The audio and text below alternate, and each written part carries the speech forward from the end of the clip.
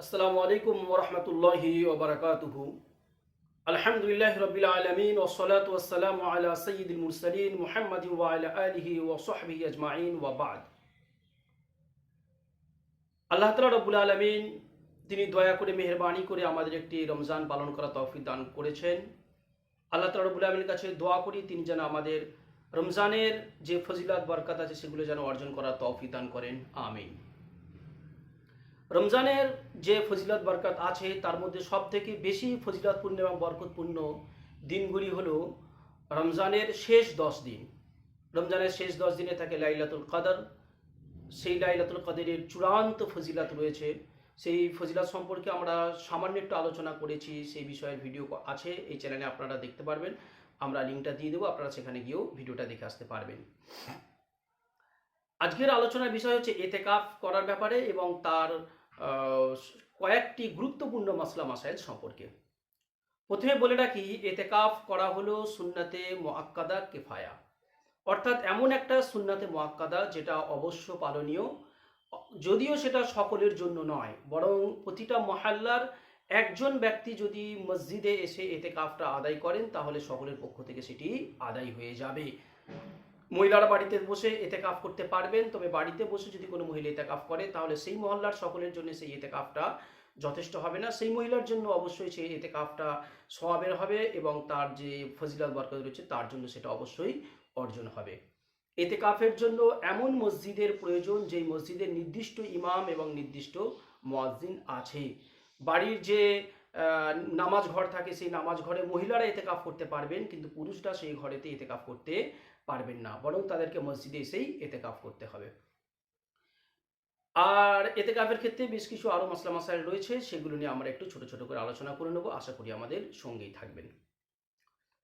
জুমার নামাজ যদি কোনো মসজিদে না হয়, এমন কোনো মসজিদ যদি কেউ এতেকাফ করেন, তার মানে সেই মসজিদটাই অবশ্যই নামাজ হয়, 5 ওয়াক্ত নামাজ হয়, কিন্তু জুমার নামাজ হয় না। 5 ওয়াক্ত নামাজ হয় তার অর্থটা হচ্ছে সেখানে নির্দিষ্ট ইমাম আছেন এবং নির্দিষ্ট মুয়াজ্জিন আছেন, সেখানে এতেকাফ করা তো জায়েজ হবে, কিন্তু জুমার নামাজ সেখানে যেহেতু হয় না তাই তাকে জুমা মসজিদে আসা তার জন্য জায়েজ হবে। অবশ্য যদি সেই সময় তার জন্য সম্ভব হয় যে 3 জন আরও ব্যক্তি, তার মধ্যে একজন ইমামতি করতে পারবে, এইরকম একজন ব্যক্তিকে নিয়ে মোট 4 জন ব্যক্তি যদি সেইখানে জুমার নামাজ পড়ে নিতে পারে এবং সে যদি সম্ভব হয় তাহলে এটা করা উত্তম হবে। আর যদি সেটা সম্ভব না হয় তাহলে তার জন্য জুমা মসজিদে আসা জায়েজ হবে। নামাজের কিছুক্ষণ আগে আসবে এবং নামাজ পড়েই চলে যাবে, কোনো জায়গায় কোনো সময় সে নষ্ট করবে না। কোনো মহিলা যদি বাড়িতে এতেকাফ করেন আর বাড়ির কাজ কাম সেই বাড়ি যদি থেকে থাকে তাহলে সেই মহিলা বাড়ির কাজ কাম করার জন্য এতেকাফের স্থানটি ত্যাগ করতে পারবেন না। এতেকাফ তার জন্য সুন্নাত, সে এতেকাফ পালন করতে পারবে, তবে এতেকাফের কারণে এতেকাফের জায়গাটি ছেড়ে দিয়ে বাইরে এসে কাজ কাম করতে পারবে না। যে জায়গাটায় বসে আছে সেই জায়গাটাতে যদি কোনো কাজ থাকে, সেই জায়গায় যদি সাফ সাফাই ব্যাপার থাকে বা ছোট যদি এরিয়া হয় সেই এরিয়াটাতে যদি সে সেটা করে থাকে তাহলে সেটা তার জন্য বৈধ হবে। জুমার যে গোসল আছে সেই গোসলের জন্য কোনো মুতাকিফ, অর্থাৎ যে এতেকাফ করছে সে মসজিদ থেকে বেরোতে পারবে না। কারণটা হচ্ছে জুমার যে গোসল সেটা কোনো জরুরি গোসল নয়, আর জরুরি কোনো কাজ ছাড়া মসজিদ থেকে বার হওয়া যাবে না। জরুরি কোনো কাজ ছাড়া এতেকাফ অবস্থায় সে মসজিদ থেকে বার হতে পারবে না। কাজায়ে হাজাত অর্থাৎ পেশাব বা পায়খানার যদি প্রয়োজন হয় তাহলে তাকে অবশ্যই আসতে হবে এবং সেটা তার জন্য জায়েজ আছে, তার জন্য তার ইতেকাফ নষ্ট হবে না। কিন্তু জুমার গোসলের জন্য সে মসজিদ থেকে বেরোতে পারবে না, কারণ জুমার গোসলটা শরঈ ওজর নয়।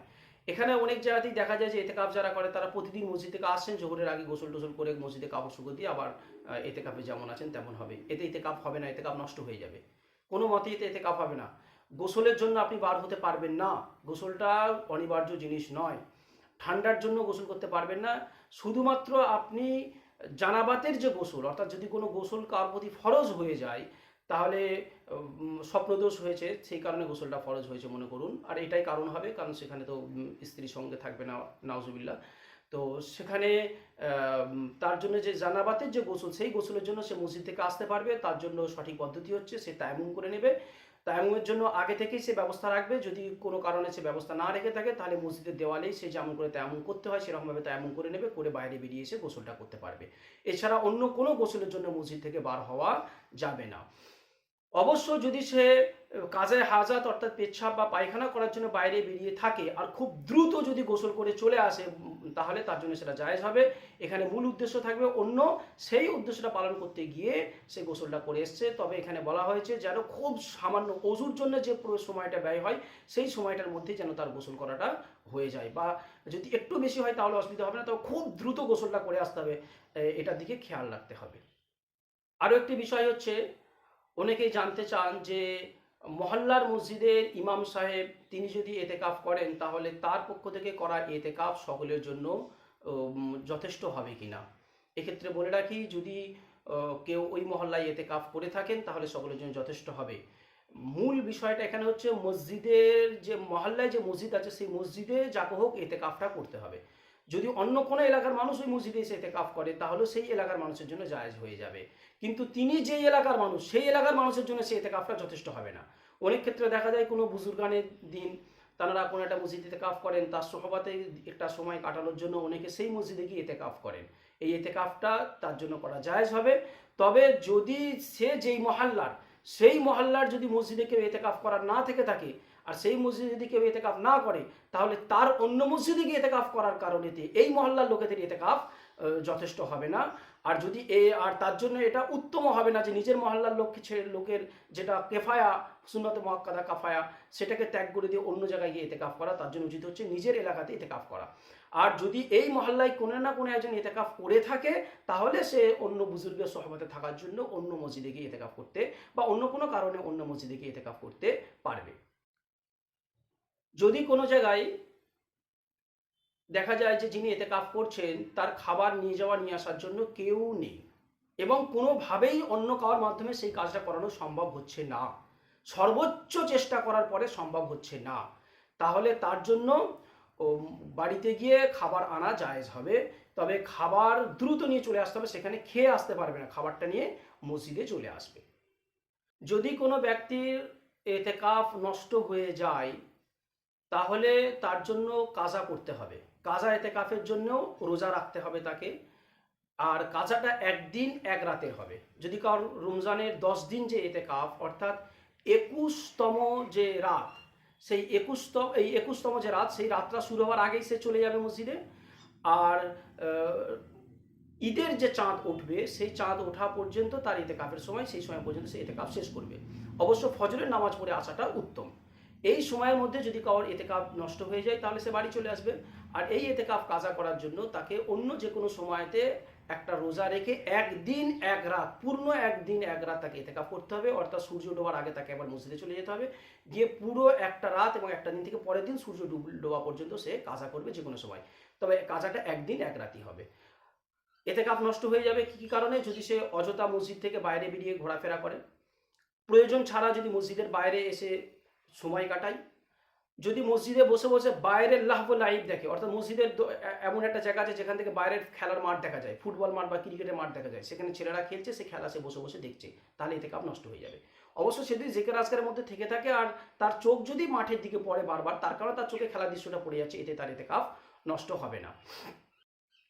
যদি কোনো ব্যক্তি অসুস্থকে দেখতে চলে যায় বা মহিলারা যারা এতেকাফে রয়েছেন তারা অসুস্থকে দেখতে চলে যান, অথবা কেউ মারা গেছেন তার জানাজার নামাজের জন্য যদি কেউ চলে যান তাহলে এতেকাফ নষ্ট হয়ে যাবে।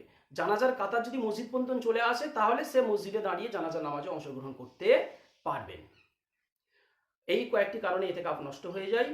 আর যদি কেউ এমন কোনো কাজ করে ফেলেন যে কাজটা করা হারাম তাহলেও তার জন্য এতেকাফ নষ্ট হয়ে যাবে, তাকে কাজা রাখতে হবে। আর এতেকাফের জন্য শর্ত হলো তাকে রোজাদার হতে হবে। কোনো অনিবার্য কারণে যদি সে রোজা রাখতে না পারে তাহলে তার সে এতেকাফ করতে পারবে না। আল্লাহ তাআলা আমাদের সকলকে এতেকাফ এর ফজিলত অর্জন করার তৌফিক দান করুন এবং লাইলাতুল কদরের ফজিলত আদায় করার এবং অর্জন করার তৌফিক দান করুন। আমিন ওয়া আখিরু দাওয়ানা আলহামদুলিল্লাহি রাব্বিল আলামিন।